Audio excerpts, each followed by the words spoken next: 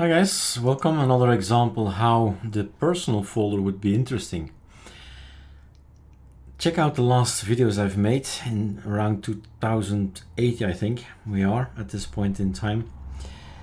We're working with a new folder called personal folder. When you build your ISO, that's the deal, right? When you build your ISO, you can actually put your personal configurations already on there.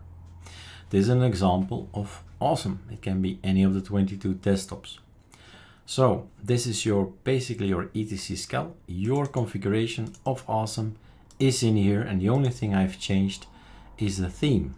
This is the color theme, and what I've put on my ISO, so it's also my future system, that is my configuration of Xmonad, BSPWM, Plasma, etc.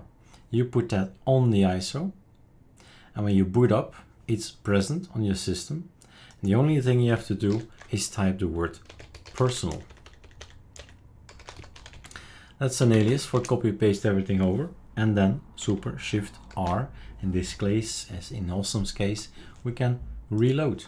And otherwise it's log out, log in, or reboot, and everything applies.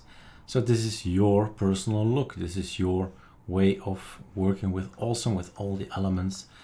Maybe some packages if you want extra, but then again, this is the building ISO, right? So add packages to the list, simple as that.